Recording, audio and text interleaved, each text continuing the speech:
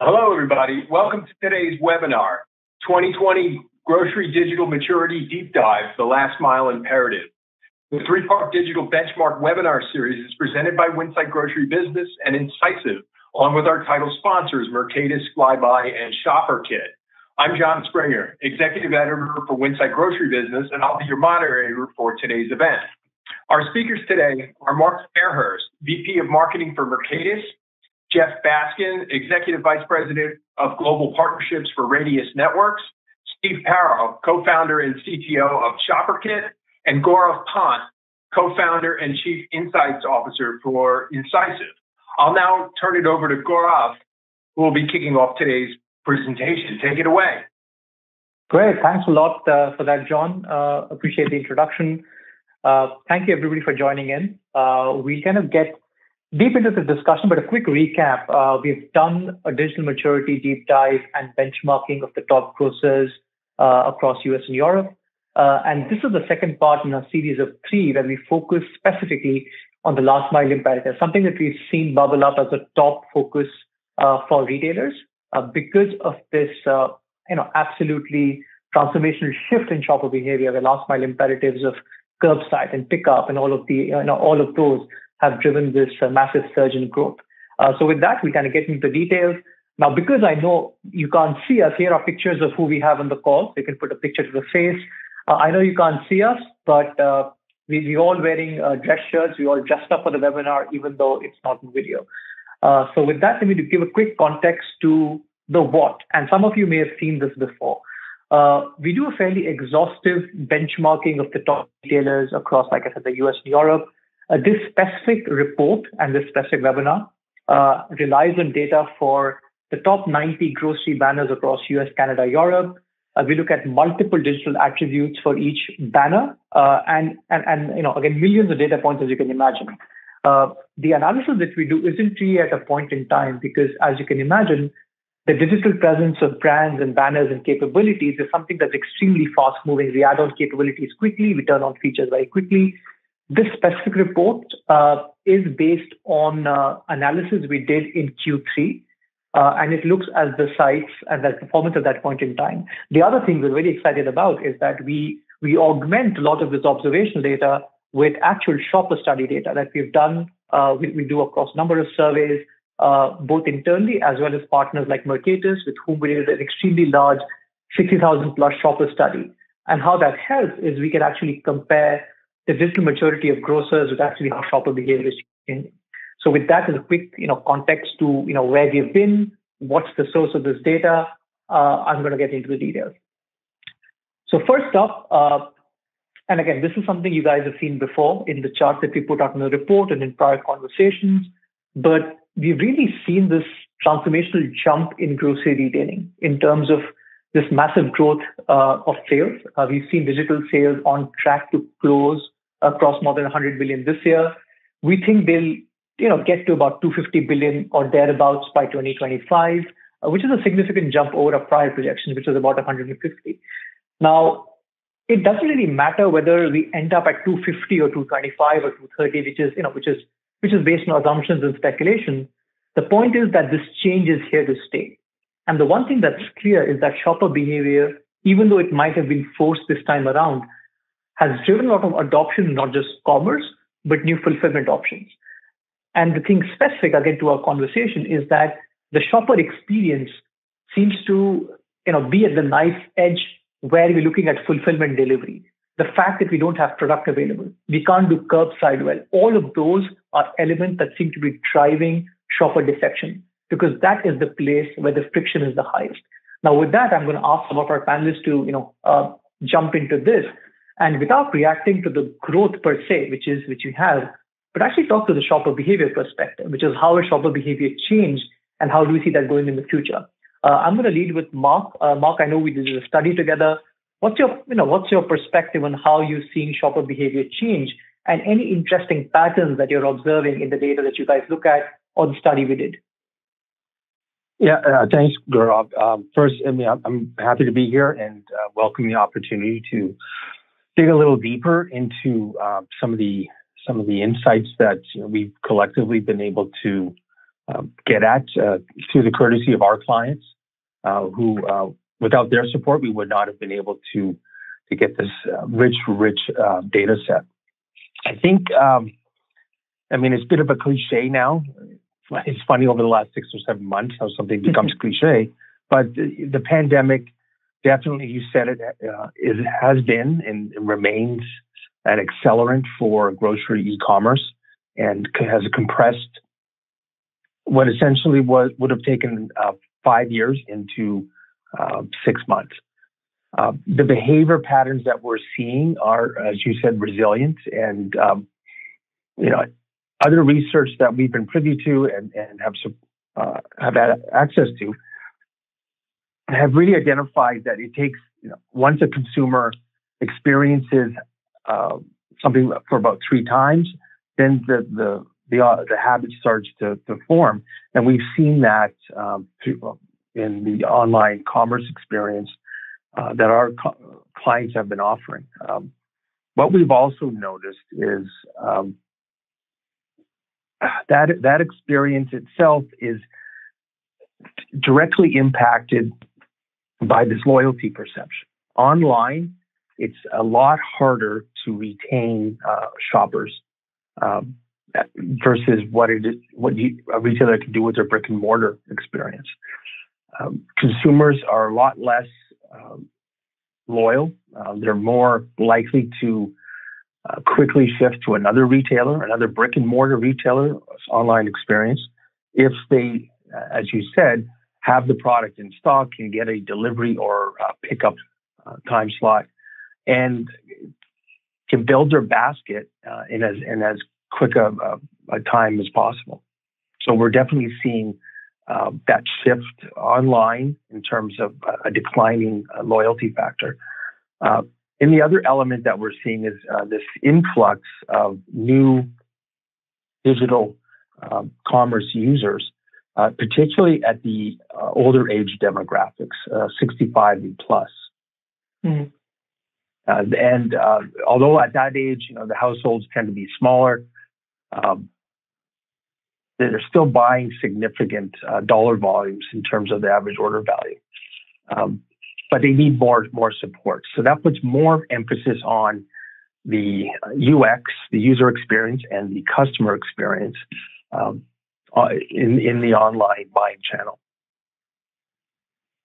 Awesome. Jeff, I want to get you to weigh in here as well. And then Steve, from a shop behavior perspective, what are patterns you're seeing? Anything interesting in either, things you're observing or data that you guys are seeing? Yeah, I think it's really interesting because of COVID, customers were forced almost into this new form of shopping, where it was growing considerably beforehand, but then as Mark just pointed out, it was significantly accelerated. Where if you had a really good website, you were able to take advantage of people coming to your website and having a great experience. And getting through that process very, very quickly, because at the end of the day, time is everything for these customers. They value their time more now than ever. And if I can add items to my cart very quickly, and if I can get through the e-commerce flow very quickly, and then also from a customer perspective, for what my company does, from a curbside perspective and delivery, if I can get in and out very quickly, that's really, really important to the customer experience. And also, as Mark mentioned, loyalty in grocery used to be very, very heavy. And now it's, if I can save time and I can save money and I can have a good experience and still get quality food, then I'm going to might drive another couple miles to get that experience. So that's really what we're seeing. And, those retailers that do a really good job of these things and kind of lean in to the market right now, where I think a lot of them are a little bit high on the hog just because everyone is making money right now. Everyone is up in revenue. Everyone is up in traffic. But some are well above others, and that's because they're doing a very good job where others are not. So, yeah, it's been got it. I'm gonna put a pin on the loyalty question. Come back to it. Steve, are you seeing shopper trends similar to what Jeff and Mark shared? Any difference? Any nuance that you've observed? Yeah, I was gonna kind of echo on Jeff's theme as well about the lean in. right out of the gates, everybody saw explosive growth. But customer stat surveys, unless they're doing a good job, customers, there's only so much you're going to tolerate out of necessity when you're getting started, right? From a customer journey perspective. But those retailers who are leaning in and really kind of going that extra step to make the experience, not just a replacement of the necessary weekly shop that these new customers used to do, but really make it a special experience by ensuring that they're getting a good quality product, but getting it very quickly and getting it with a high touch, high experience kind of concierge experience. Those retailers are doing very, very well, and that is how they're protecting against the inevitable, where can I go to get it cheaper mentality that we generally see, right? So, but yeah, and then we're seeing also, interestingly enough, too, major cultural shifts. So we have we operate in Europe and Italy and areas where consumers have been traditionally very slow to adopt e-grocery, shopping for groceries online, just because there's cultural experience of going to the store and commiserating with your neighbors and things like that.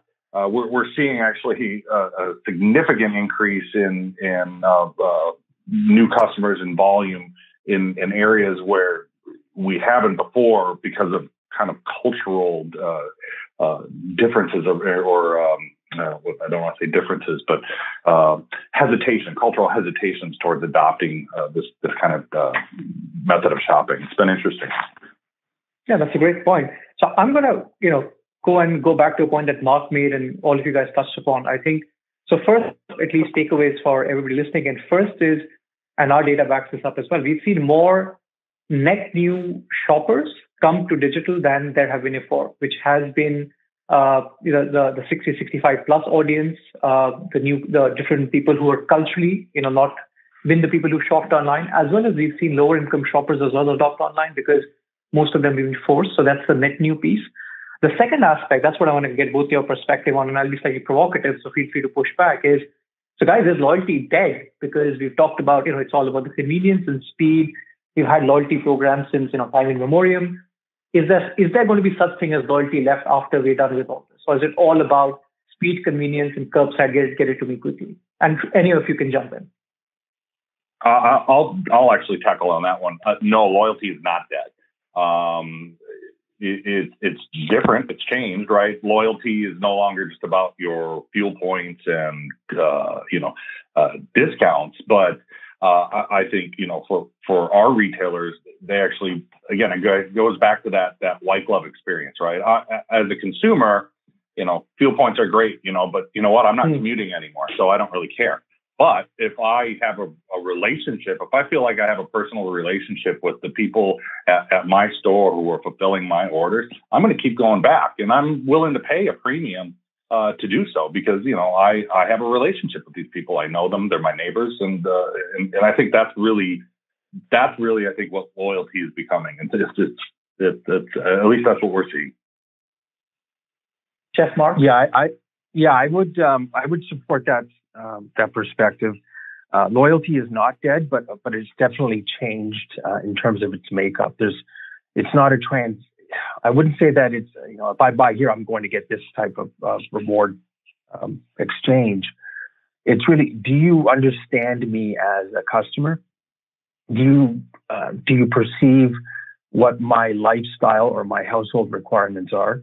And are you responsive to me because I've been transacting with you? So I think at least from an engagement and commerce perspective, really understanding who is purchasing, why they're purchasing, and making that online purchase experience as seamless as it is walking into a store, I think is where the new battlefield in terms of online loyalty is going to play out. Because the flip side is, and as I've already stated, it's a lot easier if the shopper doesn't feel respected and getting an experience that they think they deserve, they'll just go somewhere else. So the barrier to portability is a lot lower, and retailers need to consider that as the new battlefield for differentiation. Got it. And Jeff, I know you talked about driving 2 months to get to product. Yeah.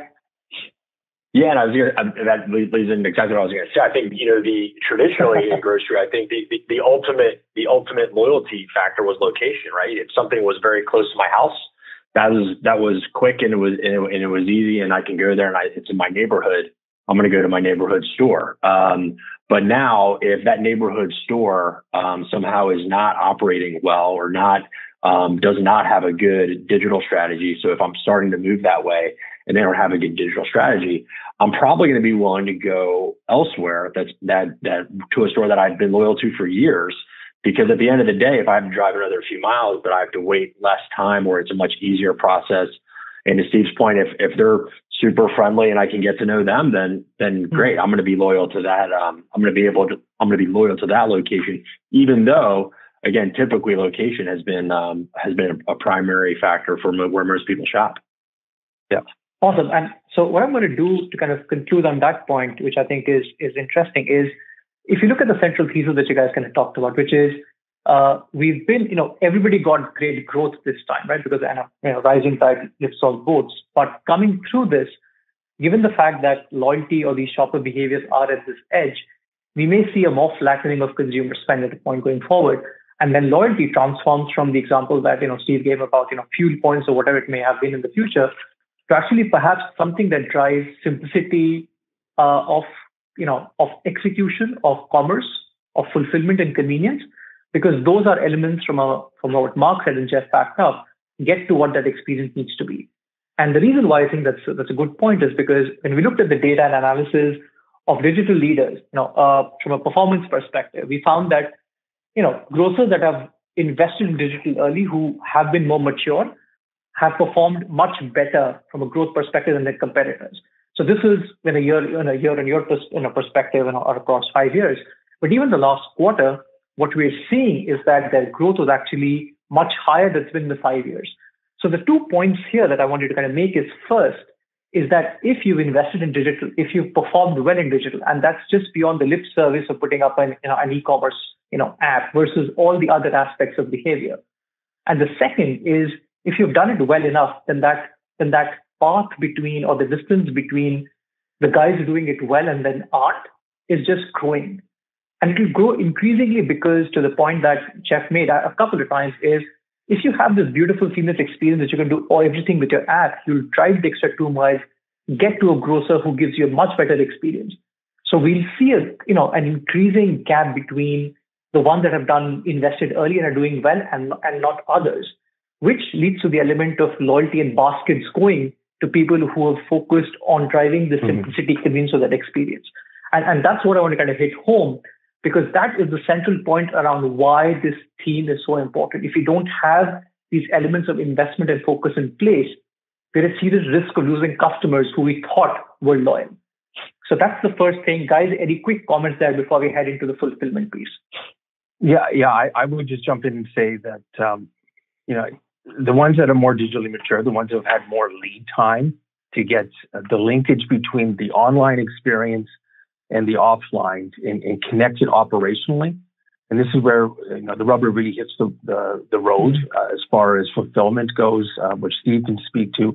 And then even communication between, status of order and connecting with the consumer as they're inbound to the brick and mortar for pickup.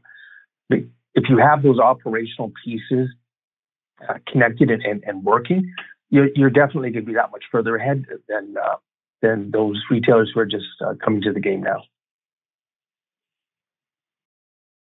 All right. Anybody else on the way? Or we? Yep. Yeah, I'll just kind of echo. Yeah, the table stakes just to get something stood up is hard enough, right? So, and that's so.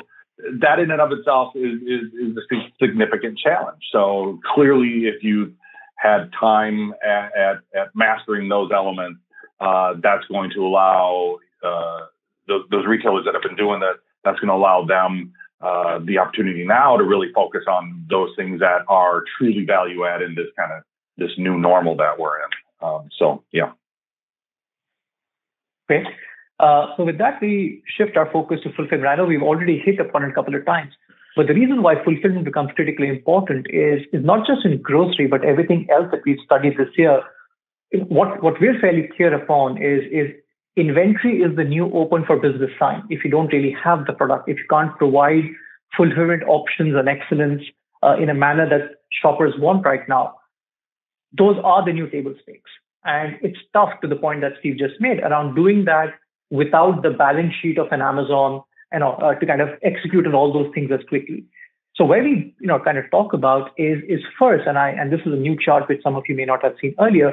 This is an assessment of the first point, and I think Steve lobbed it up for me pretty nicely, is just the ability to have product in the shelf, making sure your shopper knows that you actually have something, that they can either pick it up or it can be delivered to you, that it's running low. Those signals of inventory, exposing it to the shopper, are a huge signal in terms of making sure that your shoppers come and shop with you. And that helps both drive loyalty as well as drive urgency from a purchase perspective. This compares how performance happens across all the sub-verticals we study. And that's where grocery is somewhere in the middle. Performance, needs to improve significantly, which is where we head to this thesis, which is we've seen growth happen across all fulfillment options. We've seen curbside go exponentially, 6x in about 5 for some stores, on average more than like 430% plus. And we've seen adoption happen in 3 different areas. The first is signaling to the shopper, hey, we have this available. The second, providing them easy ways in which they can get it, right? Which could be curbside, shop the way you want. And the third, which is becoming important as well, is getting into aspects of return, two-way communication, substitutability of products, which are going to become increasingly important for the future. And the associated point with this, which I'm going to put a pin and probably get Jeff or Steve to talk about it later on, is what happens when we have to scale our orders exponentially? What does that do from a business model perspective for grocers, and of course the shopper experience in store?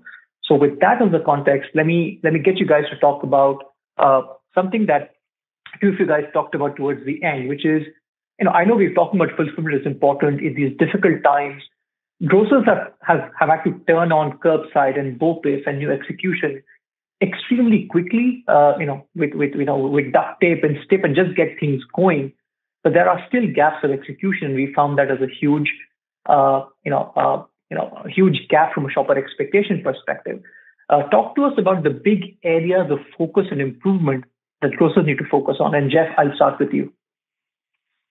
Yeah, I think what we've seen is, and when we first built our product, which is a location-based curbside solution, we really focused on the customer aspect of it. Making sure the customer had a really good experience, making sure it was really frictionless and easy for them to let the store know when they're coming.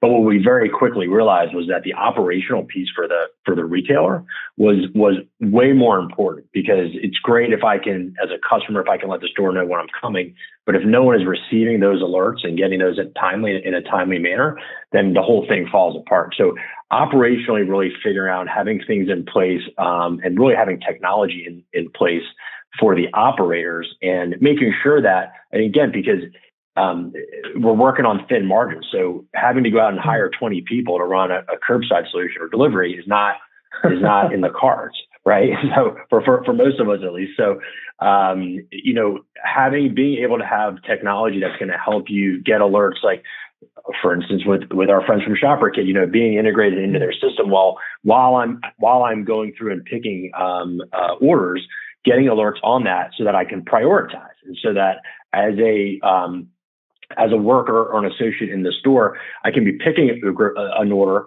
But if I know that Steve is now 5 minutes away, I can reprioritize my time and be more efficient. And I can say, okay, great, I'm going to put this away for a little bit because they're not going to be here for an hour. Steve's going to be here in 5 minutes.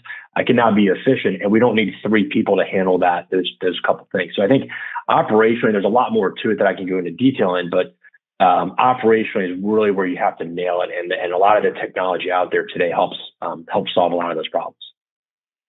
And you don't need to have Yeah, I mean, clearly, the labor aspect is the single most expensive piece of running an e-com program, right?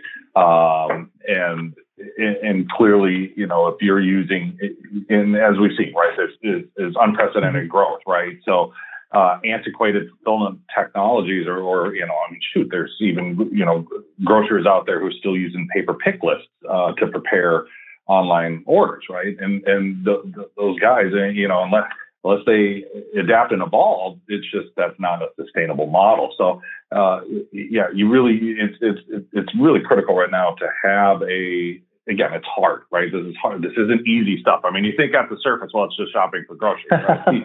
But it's not, right? It's shopping for groceries at scale for the fire hose, right? So, having technology that's adaptable, that allows for, you to manage your program with as few people as possible. So you're fulfilling as efficiently as possible. But then also being able to have a very integrated experience, like Jeff was talking about, right, where we can plug into other solutions within within kind of an overall ecosystem to kind of be it alerts from customers who are arriving, or be it the ability to allow customers to modify their orders up until the point that they're ready to come and pick it up. These are things that are I think very important for grocers to really think about and embrace and plan for. Mark, your thoughts? Yeah, the great thoughts from Jeff and Steve. On the technology side, absolutely, really understanding how your in-store associates or third-party delivery partners can utilize the technology is critical. But like with any digital tools, I think you also need to understand the measurement aspect to it. Do you understand the purchase behavior in the vicinity of your brick and mortar? Is the location that you're identifying for curbside pickup, the physicality of it, will it accommodate an inflow of people arriving? Do you have the proper bin structure and to be able to accommodate an influx of orders? So it's really the combination between the technology, measuring what the expected uptick of engagement will be, and the physicality of where you're proposing to put that technology. I think those are all three elements that have to be part of this decision. And because you mentioned, bin structure and so on, and both Jeff and Steve kind of talked about the volume of orders.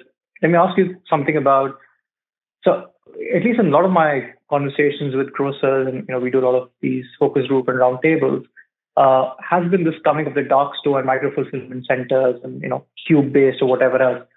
Are dark stores or micro fulfillment centers just imminent? Is that just a done deal, or what's the nuance there in terms of who's going to build it, where it needs to be built, how will the store change? Curious to get your guys' perspective on that. And Steve, I know you referenced it in our chat earlier. Why don't I get you first to comment on it? Yeah, I think they are imminent and necessary. However, I'm not one who thinks it's the be all end all and the silver bullet either, right? I don't think. I think it's less about dark stores replacing in-store or MFCs replacing in-store. I think it's about augmenting the system. I think the grocers who are going to be successful are going to be those who are adopting an all of the above strategy. Regionally, there's, if we're in far out rural areas, a micro fulfillment center may not actually make a whole lot of sense, right? So, I mean, versus if we're in a dense urban area, absolutely, right? So I think being able to I would be remiss to tell anybody to ignore them, but you can't look at it as your sole linchpin of your e-com omnichannel strategy, right? Got it. Mark, Jeff, any thoughts on the dark stores? Yeah. micro fulfillment? Yeah. I personally think that it's going to be, I think Steve kind of said this is a little bit of a hybrid, meaning that I think there are people that want to go in and they want to pick their own grapes and pick their own vegetables, and that's something that they enjoy. But my Cheez-Its that are in the box, I don't need to test that out. I don't need to check out my can of Chef Boyardee. And I hope you're not the kind of guy who goes into a grocery in the future where I'm placing an order online, and that can be ready for when I go to pick it up. But also there could be an element of that's ready for me, and I can go get my fruit and vegetables and other things that I want to pick out, and then get the rest of my stuff, which has already been picked for me, on my way out the door. So I think there could be a hybrid model there. Yeah. Got it. I just want to make sure you're not the kind of guy who goes into a grocery store and does the cheese sampling, like the grape sampling. Just to get personal issues out of the way. How did you know I am? Well, on the subject of cheese, Mark, I think to your culinary delights of how micro fulfillment centers will take over the world.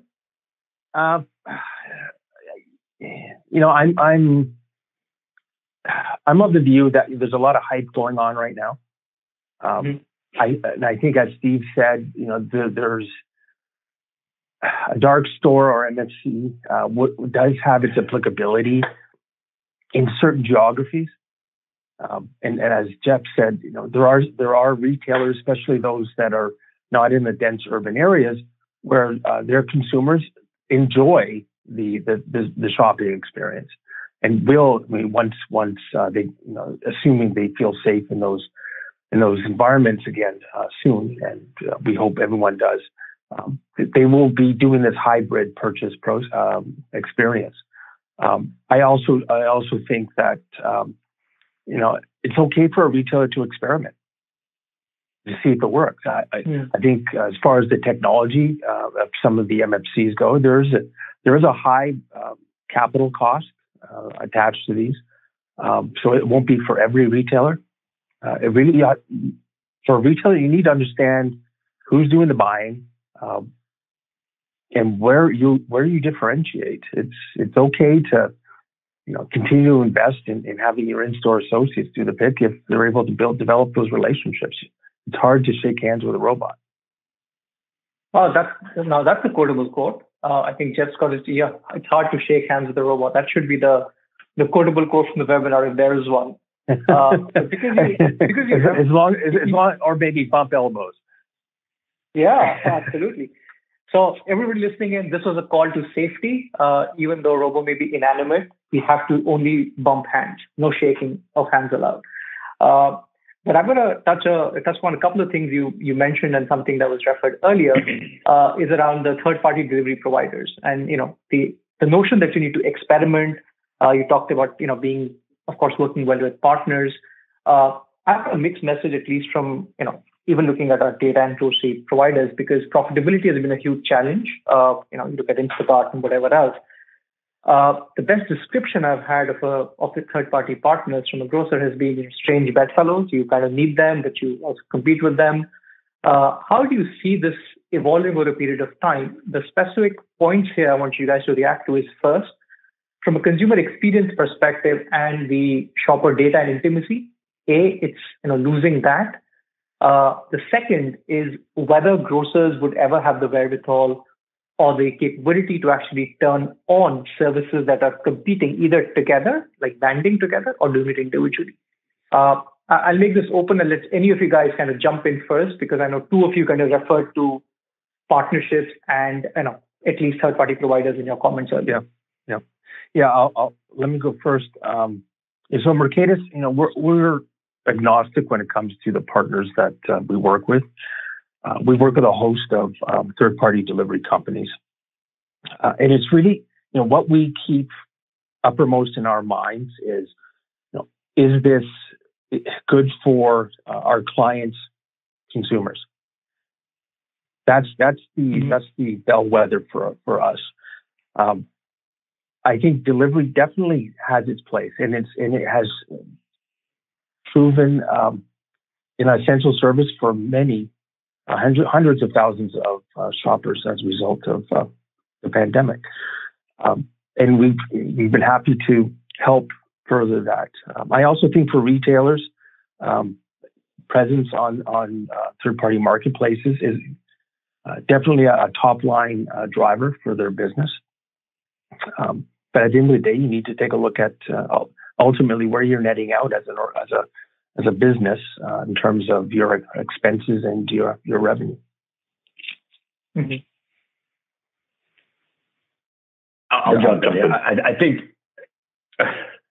Go ahead, Steve. No. You go. I insist. Okay. All right. Yeah, I think you have to have delivery at this point. I think it's essential. I think that while we do both curbside and delivery solutions, the curbside is growing at a much higher rate right now. Just simply because it's cheaper, it can be more convenient. You're getting rid of a piece of that labor.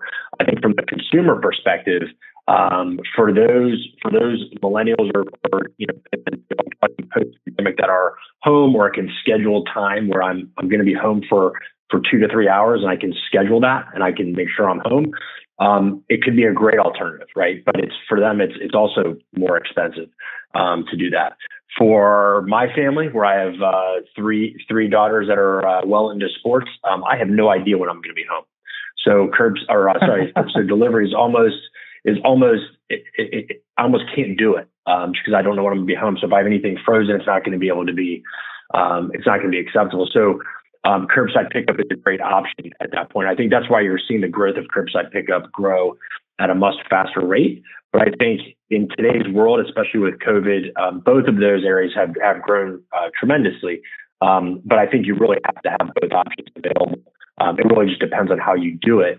That's going to be key. And then whether that's your own delivery fleet, if you have those capabilities, or whether you're using one of the DSPs, one of the delivery service providers, to do your last mile for you. Yeah, and that's very similar to where I was going. I wouldn't want to call it a necessary evil, but because it's not, right? I mean, we partner with many of the DSPs as well, and have very good relationships. But it's expensive, right? I mean, it is just delivery orders. Grocers are subsidizing every delivery order that goes out the door significantly. Whereas with a curbside pickup, we actually have a path towards profitability, I think, with pickup. But there's another element to it that's interesting as well, in that to a consumer, if I'm getting delivery, whether it's my own the grocer's own fleet that's delivering, or if it's a third party, they don't really differentiate between that, and so there is a risk of damaging your brand, if you will, right? I mean, whoever is ultimately taking that order to that doorstep, in the consumer's eyes, they are still an extension of your brand. So while retailers absolutely need to leverage these third-party providers, it absolutely behooves them to keep a tight leash or control on that, because at the end of the day, it's all coming back to you, right? Whether the experience was good, bad, indifferent, it's all coming back to you, and that's definitely something that needs to be considered when talking about delivery beyond the cost. Let me ask you a follow-up question there, because you touched on something that I know we chatted about in our calls as well, which is the path to profitability. Given that we're losing, I think it's between $5 to $11 per order or thereabouts, and we have some data there as well. But clearly, if you can't do profitability of orders either through picking or delivery, whatever else, then the business itself is not going to make it. How do you think the store or the processes need to evolve to kind of support this? What are some of the hacks you need to do? You get multiple orders. How do you scale them? How do you do better picking? What are those elements from an efficiency perspective that the either store evolves to or processes evolve to handle this both volume of fulfillment as well as the variability from an order perspective? Yeah, first things first, you need to make sure that you're operation and labor costs are as low as they can possibly be, right? So that means fulfilling as many orders with as few people as possible. Things like multi-order, zone picking, optimized pick paths. I mean, those are all required. But the other side of it, which I think is really where we need to be thinking about is how can we increase the basket size, right? I mean, it's just the same when consumers were going into the store, right? They would get their basket, but all of the high margin items are on those end caps, right? Our 20-ounce bottle of Coke, our Snickers, our bag of chips. How are we increasing that basket size? When we're doing a delivery on the delivery side, it's very difficult to do. But when we have customers who are arriving to the store and we are notified ahead of time, we know when they're on their way. Being able to communicate in real time with that customer and adding on additional items outside of the initial e-com experience and adding items to that order through the fulfillment process is definitely a way forward. And I think it's probably the best, most immediate path forward towards increasing profitability. Mark? And I know Jeff has something to say about that too. Okay, let Jeff go.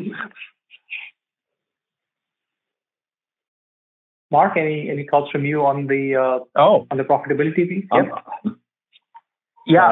ahead, Mark. It's from our perspective, it's working with technology partners like ShopperKit and Flybuy that have solutions that retailers are really able to benefit from in terms of making their investment on the technology exponentially much more profitable when you're looking at the order volume over a period of time. As Steve said, being able to pick the order more efficiently, saving money per location. As far as communication with the customer, getting them in and out of the parking lot in 2 minutes or less because you've been able to communicate and get the order ready as fast as possible, and then having repeat purchases, so increase order frequency. Those are all part of the profitability equation. Got it. So I think I covered the first part. And sorry, go ahead. No, sorry, I was gonna add on to kind of what Steve was saying, that I think there's a tremendous opportunity for retailers who are actually losing. Less people are obviously going down the aisle if more people are doing curbside and delivery. So they're not, their kids aren't grabbing the Hershey bar off of the shelf or that 12-liter of soda, as Steve said. So I think how can we transfer that to curbside? So they're coming in. If we can communicate with their customer when they're on their way to the store, there's an opportunity there because these CPG brands are losing some money. Right. So there's potentially money there from CPGs to help with that and transfer some of that lost revenue, to a new revenue source via curbside pickup. Got it. And I'm going to get you guys to maybe do a quick comment and feel free to jump in. So we've talked to the first side of the equation, which is getting the basket size up, frequency up, obviously changing the item transferability, but the labor model itself. Do you guys have any thoughts, opinions on how the fundamental labor model needs to change in terms of either staffing, how do you balance load, roles for picking, anything else? And if you don't, that's fine. You can say we can talk about it a different time. But I was just curious because that's the other side of the equation, which is only going up. Yeah, I have some thoughts on that. I think with most of our retailers, unless you're really talking about kind of one of the marketplace players, most grocers are employing their own store associates in these roles of the picking and managing the programs that way. And I think what's interesting, and we're already starting to have some conversations around this, is a bit of a hybrid model. One of the nice things about on-demand or gig labor, if you will, is there's a nice on-demand element to that, where when we do see sudden surges in demand, having a pressure valve, that we can turn off, and get some additional labor help is definitely useful. But for us, I mean, we feel pretty strongly about it. That again, at the end of the day, it's not just about picking orders. Fulfillment is an extension of your brand. And if you've got a lot of people who aren't necessarily, your own employees, right, who could care less whether they're getting paid by you or somebody else tomorrow, that can be a risk. And so I do think that there needs to be that grocers need to continue to have their store associates at least being the primary drivers of the programs, just to kind of ensure that level of consistent brand experience. Got it. So we have about 15 minutes left. I know we're going to take 5 for questioning. So I'm going to focus our discussion on no more than about 3 other points.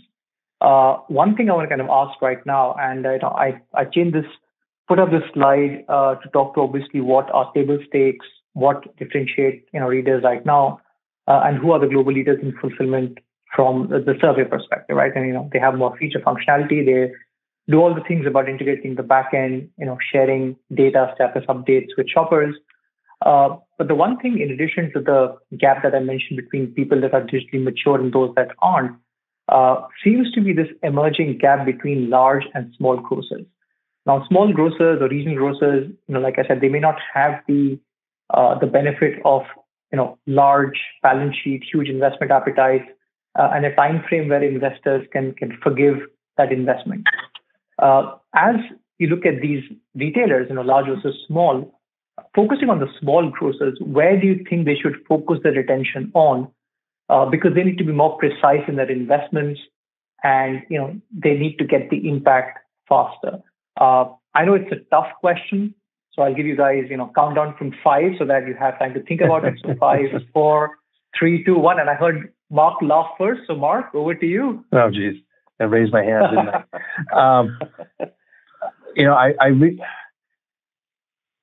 I? Smaller regional retailers, they're going to have a hard time if they think they can adopt a low price strategy to combat, the likes of Amazon or Walmart or even Target in their markets. I think where they need to focus on, again, it comes back to the category that they're in. How do you differentiate? And there's ways to differentiate, and we've talked about it throughout the webinar in terms of your experience, both online and offline, and how you deliver those online orders into the hands of customers, how you foster that loyalty, both and reward customers for using your services over some of the larger retailers. Now, do you need to provide everything that a Walmart does? I think when it comes to basically marketing your solution, I think there's improvements that can be done there. Whether that includes in-store signage or advertising when you're doing your local marketing, above the line advertisements, your radio spots, your TVs. Tell your customers who are loyal to your brick and mortar that they can also transact with you online.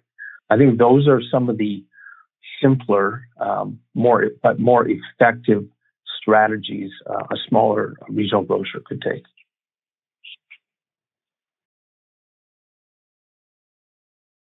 Yes, Steve? Yeah, I would agree. You're going to go out of business if you try to chase them down their rabbit holes, right? You can't play the game the way they do because you just simply can't afford to. So I think the smaller regionals need to continue to do what they've been doing, and that is like Mark said, right? I mean, there's simple things that we can do. Making people aware that we have an online program, right? That's just step 1, awareness. But 2, right? Having that white glove experience. You provide a service in a way that the others cannot, and that's going to be your differentiator. It's not going to be your ability to, fulfill orders out of a micro fulfillment center. It's not going to be about having lockers necessarily, right? It's really going to be about extending what you're already doing, continuing to offer fair price and marketing your services and continuing to treat your customers as though you did when they were coming in the stores. Great. Jeff, any final point there? Yeah. I think we've seen a lot of these regional grocers do a really, really good job. And I think there's two reasons why. One is I think they have an advantage over some of the bigger players like a Walmart, where it's much more personalized.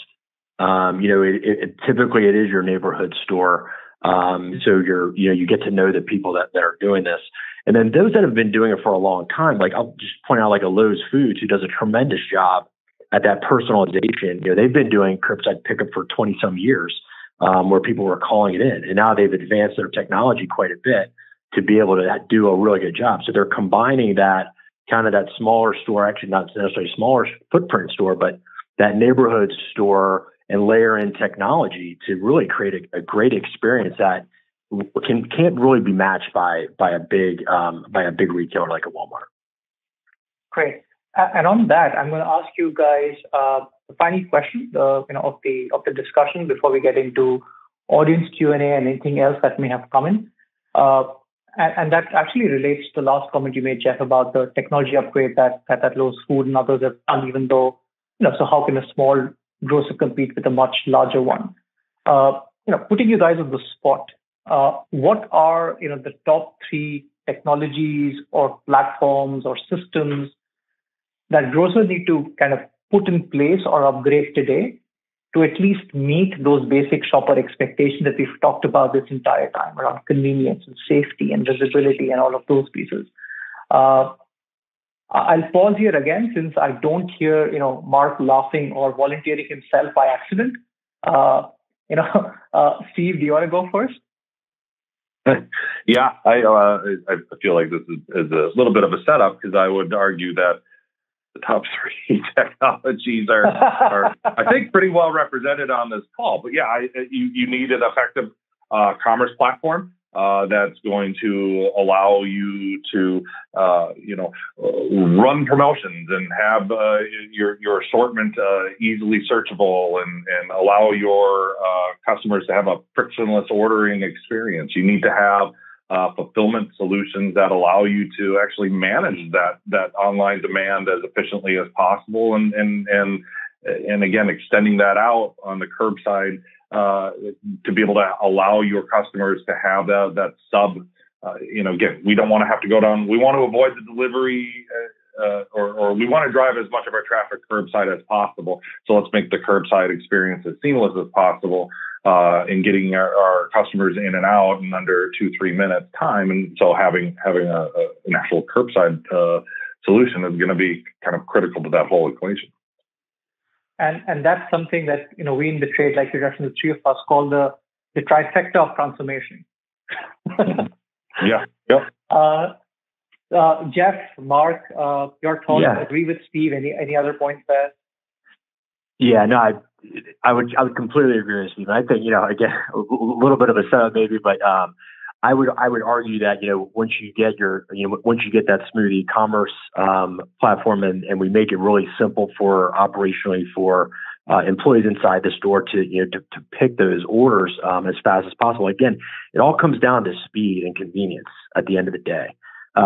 So I would argue that a location-based solution where if I'm an employee inside the store and I know when my customer is going to come, because part of the allure of curbside is that if my pickup time is at 1:00, but I'm out driving the kids around and I'm not going to be able to make it there by 1, that's okay. I can get there at 2:00. So from a store perspective, if I know that customer is going to be late and I know that they're going to be here in 15 minutes, I can do a lot of different things in between then to become a lot more efficient. But I can also understand exactly when they're going to arrive at my store. And ideally, in an ideal world, I'm going to be able to meet them at the curb for a great experience. And those that can execute that are really going to succeed with curbside. And you almost can't do that unless you have some sort of a location-based solution. Awesome. Mark, to bring us home with any closing comments on the technology upgrading? Yeah, I'm not going to. I don't think there's anything I can add to what Steve and Jeff said. The only other point I would make for, it's retailers, if you don't have a measurement mindset, if you don't understand the data that you have and what it's telling you, I think that's a critical, and regardless of the system that's providing it, whether it's the e-commerce engine, the order picking solution, or location-based notification technology. If you're not able to bring those in and optimize your performance using the valuable data sets that you currently have, and then also disseminate that across your organization, you will still be challenged going forward. So it's really, and I think that gets to the heart of what Incisive's benchmark report is. It's about getting that digital maturity, not just through technology, but also through what the technology is telling you. Awesome. And on that, I'll do a quick summary and I'll lob it over to John. And I know that, people I'm sure have other engagements as well. So fundamentally, as we kind of gone through this conversation, what we've realized and found is, first up, that in this time, even though growth has happened, loyalty and shopper behavior is still very volatile and changing. Trip frequencies are down, and you are looking at accumulating baskets. To be a grocer of choice, where people can drive 2 miles further to get to you, means upgrading your digital experience, which is not just what's required from a commerce engine perspective, but fulfillment and the frictionless service that needs to come from figuring out when a shopper is close by, and in the back end, figuring out how to balance load and orders so that the entire experience is seamless, frictionless from a shopper perspective. Because those that are doing it well have been significantly outperforming their competitors on the market. And we think that gap is only going to increase in the future. From an execution perspective, getting these 3 components right of the commerce, execution, curbside platform is a critical path, because those are the real fundamentals you build upon. And the thing that's on top of that is really the data to do from a consistent and constant benchmarking. So we're knowing we're going towards the right place, which looks at not just internal assessment of performance. You may be doing well right now, but everybody else is. But how are we doing from an industry perspective? And I think that's a critical part from an execution perspective. So with that, I'm going to lob it over to John for any questions, follow-ups, and comments you may have. John, over to you. Thanks, Gaurav, and thanks to all of you for a really fascinating conversation. So we've got a couple minutes to move into the Q&A portion of today's webinar. As a reminder, you can ask our speakers a question using the Q&A widget on our screen. And I'll head over to one that we've got in already from Renee. What are your thoughts on the adoption of online grocery for perimeter of the store, produce, meat, fish, etc.? And do you think it will hold if so?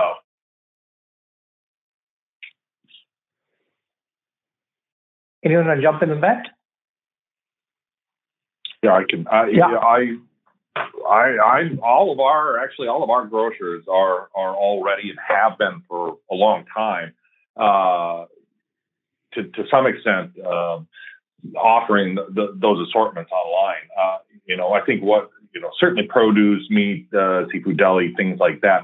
What we're seeing more of now is an interest in the hot and prepared. And so that's kind of the next I think, big movement in perimeter items. But absolutely, I think, your consumers know you have it. They know they can get everything else online, so they want that too. And it's about finding solutions that can help you manage those. Go on. Yeah, I was just going to add that, in our data that we're continuing to see a growing acceptance of having strangers, for lack of a better term, or in-store associates, even gig workers picking the fresh produce, and it's becoming more acceptable. And the quality of the pick, in particular, is ranked extremely high in the 80th, 90th percentile. So consumers are getting a lot more used to not picking their fresh produce themselves. Terrific. Hey, I've got one more question for you guys. If you want to stick around here, appreciate it. We've talked a couple of times to kind of hit on this topic in and off during the course of this conversation. But for example, the big store, small store thing, and the idea that membership is among the capabilities that consumers value. And so I'm wondering what you guys make of the imposition of paid loyalty programs that we've seen now at Walmart, and you may have seen just yesterday, this giant company chain is going to be trying this early next year. So I guess, a couple of real quick questions on that, and this is from me here. It's early in the process. Do you guys see any evidence of sort of any effect from Walmart? And given the fact that these big grocers are doing this, what does that tell you about what they perceive the customer points of digital maturity import for them?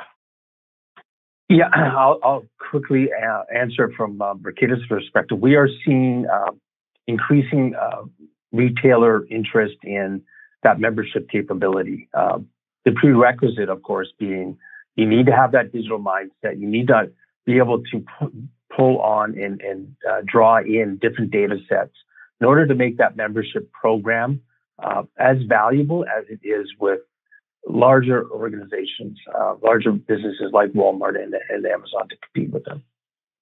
Yeah. Terrific. Well, yeah. Sorry.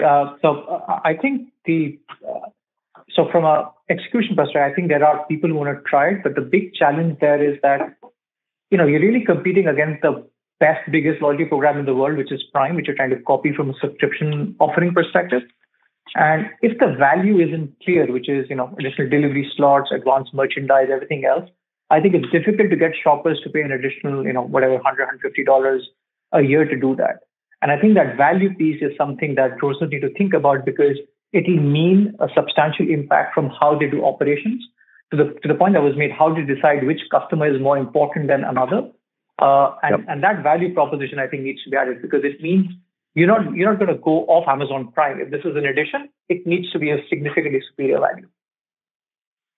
Understood. Well, terrific. Guys, we're about out of time here. So I want to say thank you all for joining us. This concludes our webinar. As a reminder, you will receive an email when the on-demand recording of today's event is available.